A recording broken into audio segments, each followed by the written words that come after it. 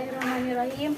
Assalamualaikum warahmatullahi wabarakatuh. Kami dari kelas 11 MIPA 1, perwakilan dari kelompok 4 akan mempresentasikan tentang proses pernapasan eksternal dan internal. Yang pertama yaitu proses pernapasan eksternal. Poin yang pertama yaitu udara masuk melalui hidung. Di sini terjadi pertukaran antara oksigen yang kita hirup dengan karbon dioksida yang kita keluarkan. Kemudian masuk ke dalam saluran pernapasan atas yaitu paring, laring, lalu trakea sebelum akhirnya ke percabangan bronkus. Di dalam paru-paru, udara terus ke dalam bronkiolus dan berakhir di alveolus. Dalam alveolus, oksigen masuk ke pembuluh kapiler akibat adanya perbedaan tekanan di alveolus, yaitu paru-paru, dengan tekanan di pembuluh kapiler. Lanjut, poin ketiga yaitu dari pembuluh kapiler yang ada di paru-paru, darah kembali ke jantung melalui pena pulmonalis dan masuk ke dalam atrium kiri. Kemudian dari atrium kiri masuk ke ventral kiri sebelum diedarkan ke seluruh tubuh melalui aorta.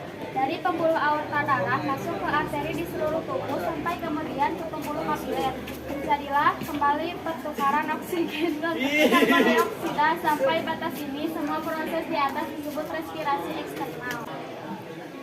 Selanjutnya proses pernapasan internal.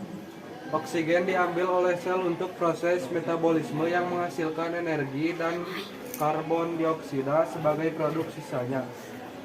Karbohidroksida tersebut lalu dikeluarkan dari sel melalui pembuluh kapiler. Tadi proses ini juga terjadi akibat perbedaan tekanan yang ada di pembuluh kapiler dengan yang ada di sel.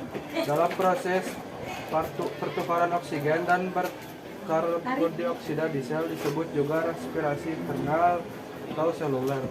Selanjutnya, karbon dioksida dan sel yang sudah berada di pembuluh kapiler kemudian dibawa kembali ke dalam jantung melalui vena cava superior atau inferior.